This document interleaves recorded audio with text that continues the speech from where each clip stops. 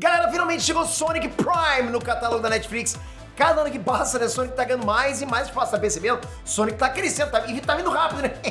E a pergunta que fica é, Sonic Prime acertou? O desenho é bom? Que vocês querem saber, né? Não. Não? Mas é isso que eu descobri agora pra vocês. Vou falar tudo pra vocês, assistir tudo. E não tem conversa comigo não, se é pra falar eu falo mesmo. Vamos lá.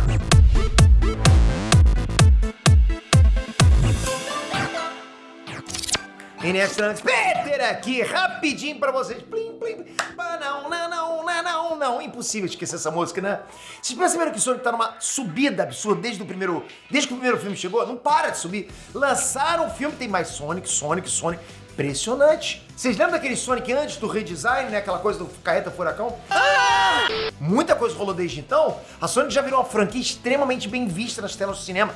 Quando sai coisa do Sonic... Aliás, Sonic a gente pode falar que foi um dos primeiros games a acertarem, não foi? Me corrija se eu estiver errado. Pô, Sonic acertou em cheio, foi um filme bom pra caramba de game, que a adaptação de game geralmente não vem boa. Só que o papo é outro quando o assunto é uma série de TV. Sonic já teve diversas séries. Desde as aventuras do Sonic, lá dos anos 90, até as mudanças malucas aí que rolou com o Sonic Boom. E aí chegou uma proposta muito parecida com um certo universo cinematográfico que envolve o mundo do Sonic. E aí onde a gente chegou? O universo cinematográfico do Sonic. Sonic Prime prometeu. Será que cumpriu? Será que Sonic veio rapidinho, né? No 10 casca grossa? Será que você deixou o teu like? Pô, tem que se inscrever. Galera, é importante pra caramba. Aqui você fica sempre informado. Pô, obrigado. Obrigado de coração. Você tá fazendo parte do multiverso nerdístico dentro do YouTube. Isso é bom demais fazer parte dessa fandom. Obrigado, galera. A maior rivalidade que essa obra trouxe é a existência de uma nova fonte de poder. O Prisma do Paradoxo. Na bagunça para impedir o Dr. Eggman, o Sonic acaba quebrando o prisma e criando vários universos alternativos, onde ele encontra versões alternativas dos aliados ou dos inimigos deles. Ou seja, cada universo tem um Sonic, tem um inimigo dele, ok? Esse é o resumão do Sonic Prime.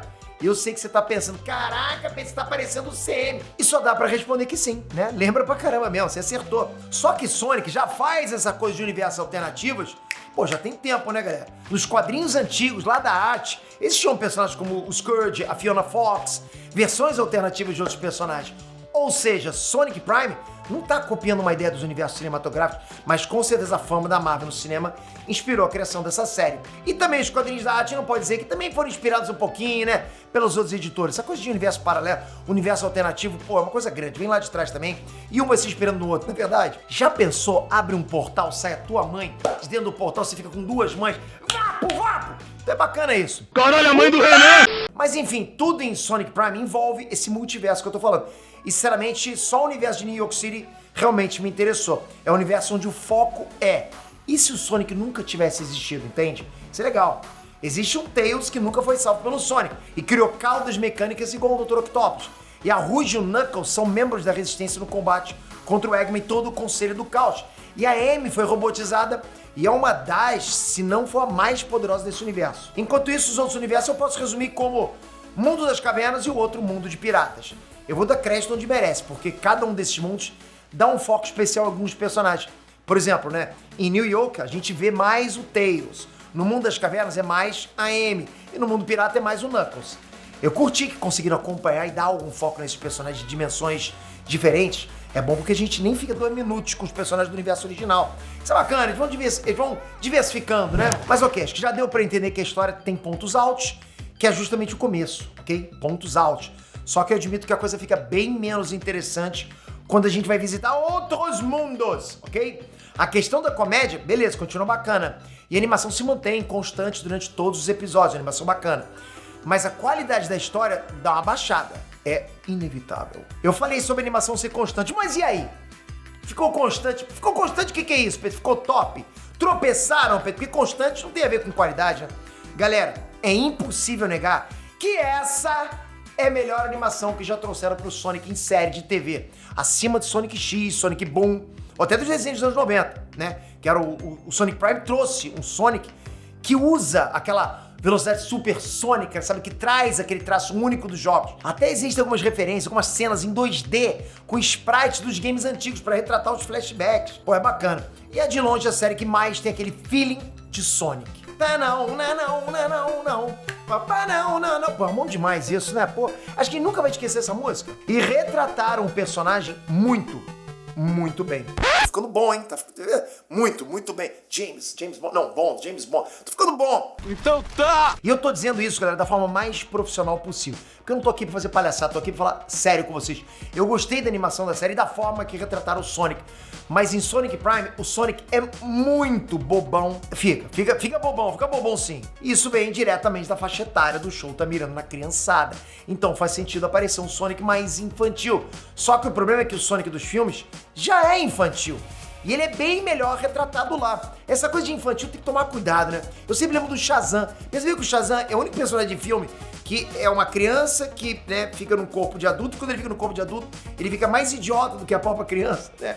O que eu quero dizer é que dá pra atingir as crianças, mas sem ser tão crianção assim, entende? Então eu tenho que confessar que isso me deu uma leve incomodada. Mas é só os fãs de carteirinha do Sonic que podem achar isso chato. Eu acho que sim, aqueles fãs mais raízes, né? E teve muito bafafá por conta da troca da roupa da Rouge. Eu nem vou argumentar com isso, afinal a personagem realmente nasceu para um público diferente. E por isso deram não só uma mudada no design da roupa dela, como a personalidade da Rouge é bem menos sensual.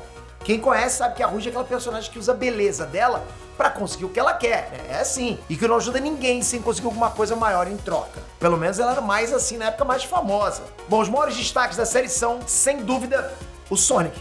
Com certeza, que é justamente o núcleo da história. E só existe um único Sonic visitando cada universo. O Nine, a versão de New York City do Tails, a Rusty Rose, né, a versão robótica da Amy, e com certeza o Shadow, que só existe uma única versão vinda do universo original. Eu vou dar muito mais destaque pro Shadow, porque além do design dele tá top do top, filé do filé, cada vez que ele aparecia tinha um propósito bem feito, sabe? O Shadow não é mais aquele anti-herói que só quer passar o rodo no Sonic. O personagem sente que alguma coisa dá pra acontecer. Ele parte pra cima do Sonic porque sabe que é o Sonic que vai causar o problema. E essa versão infantil do Sonic não tenta argumentar ou explicar a situação. Então o Sonic acaba sendo uma pedra no sapato de todo mundo. E o Shadow é aquele personagem que quer fazer o Sonic pagar pela burrada dele. Faz sentido. Foi bem feito e qualquer fã de Sonic vai achar bacana essa adaptação no personagem. E pra finalizar, vamos falar agora sobre o grande mamute na sala, a versão brasileira. Eu sei que vai ter hate nos comentários por eu criticar a versão brasileira. Eu sei que vai ter, mas vocês sabem que eu sou grande fã da dublagem, ok? Mas vamos ser realistas, essa adaptação podia ser muito melhor. E antes vocês achem que eu não curti a dublagem, esse nem foi o maior problema. O que me incomodou de verdade foram duas coisas, tá? Primeiro, a adaptação das palavras do inglês pro português do Brasil.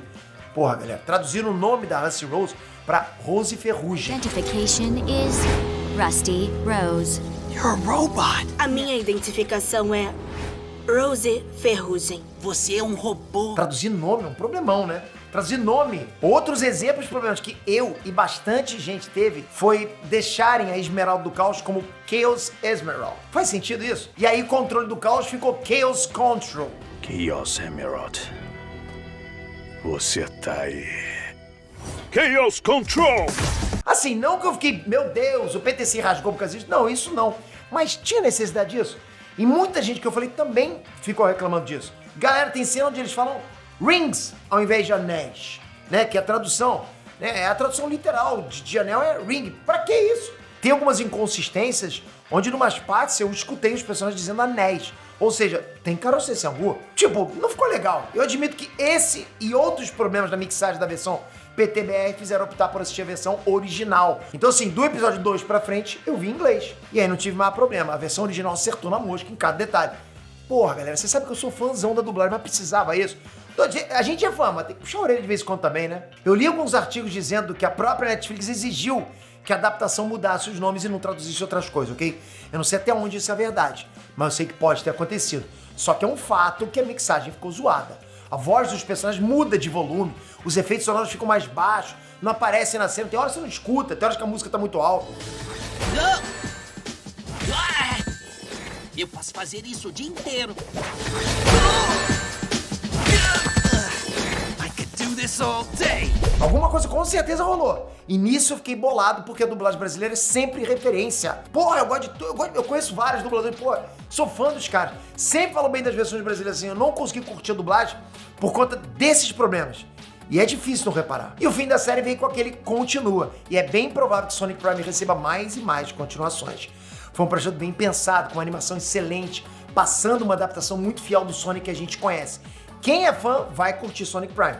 Então se você se diz fã de Sonic, pô, eu acho que é um must, né? Acho que vale a pena você dar uma conferida sim. Enough running. We're gonna fix the world.